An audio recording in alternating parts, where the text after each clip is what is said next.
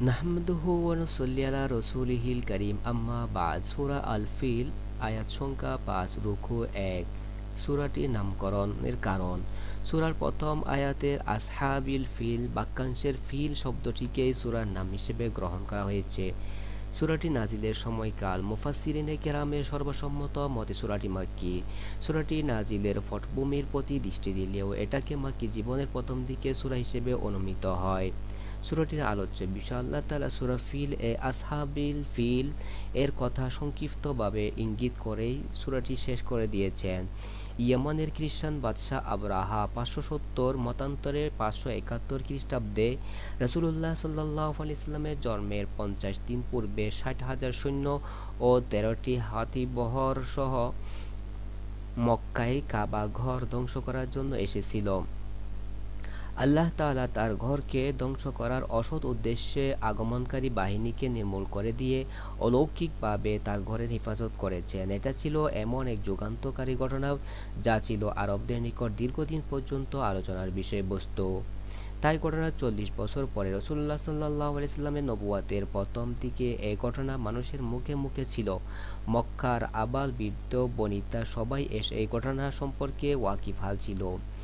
আর এজন্যই আল্লাহ তাআলা সেই যুগান্তকারী ঘটনার দিকে ইঙ্গিত করাকেই যথেষ্ট মনে করেছেন। আল্লাহ তাআলা এই ঘটনার দিকে ইঙ্গিত করে বোঝাতে চেয়েছেন যে তোমাদের তো জানা আছে যে আমি আমার ঘরকে ক্ষমতাধর্মী আবরাহার অসৎ উদ্দেশ্যে বাস্তবায়নের প্রচেষ্টা থেকে হেফাজত করেছি। তোমাদের মনে রাখা উচিত যে মুহাম্মদ সাল্লাল্লাহু আলাইহি ওয়াসাল্লাম তোমাদেরকে যে দিনে দাওয়াত দিচ্ছেন, তোমরা যদি তার বিরুদ্ধে কোনো ষড়যন্ত্র করো কিংবা তার দাওয়াতকে ব্যর্থ করার অসৎ কোনো প্রচেষ্টা করো, তাহলে হাতীর অধিপতি আবরাহার মতো তোমরাও ধ্বংস হয়ে যাবে। আল্লাহ তাআলা তার রাসূল সাল্লাল্লাহু আলাইহি ওয়াসাল্লাম তার দিন এবং দিনের আহ্বানকারীদেরকে রক্ষা করবেন। তখন আবরাহার মতো তোমাদেরও কোনো কিছুর করা থাকবে না।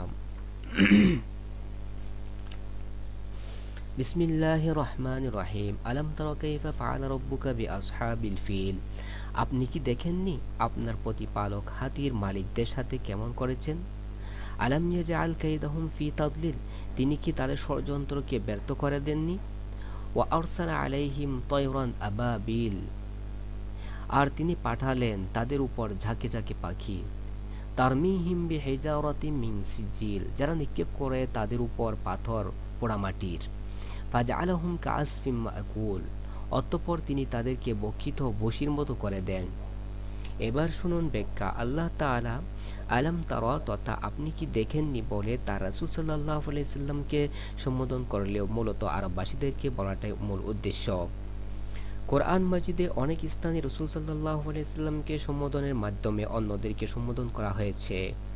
আর দেখেননি শব্দ এজন্য ব্যবহৃত হয়েছে যে তখনও এমন অনেক লোক মক্কায় জীবিত ছিল যারা এই আলোড়ন সৃষ্টিকারী ঘটনাটি নিজ চোখে দেখেছেন।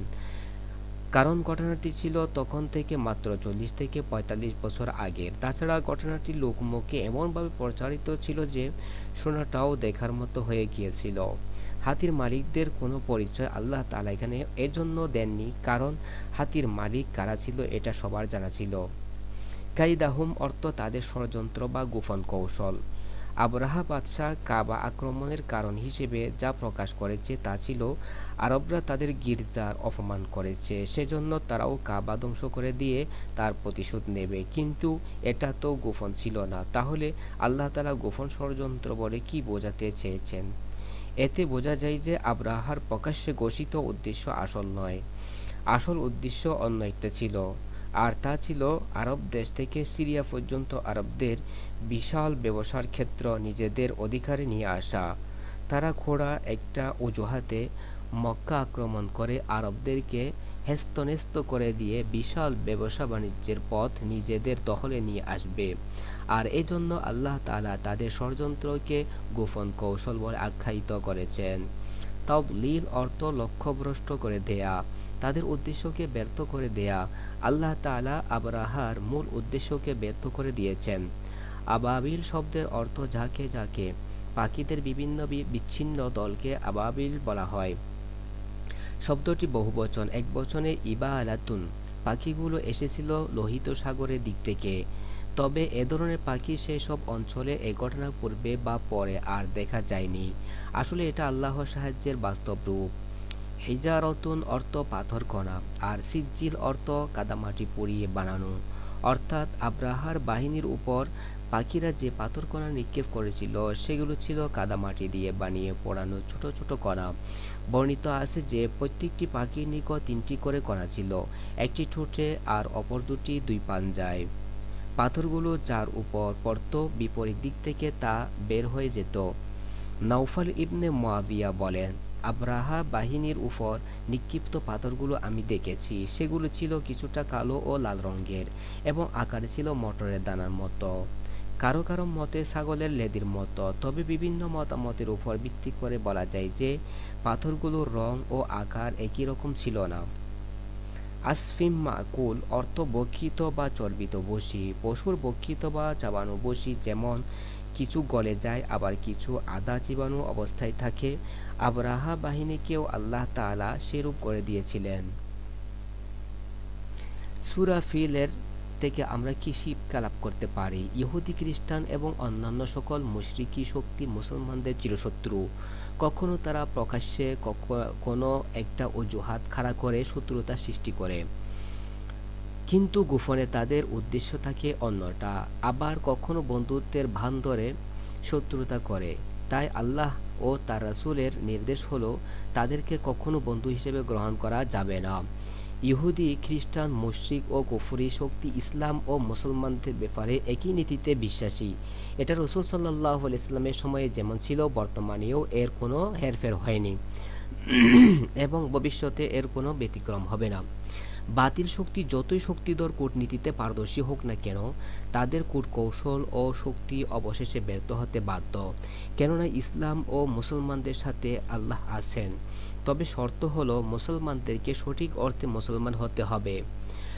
কাবা আল্লাহর ঘর, কিন্তু তার সেবায়েতরা এবং তার ভক্তরা ছিল মূর্তিপূজক মুশরিক।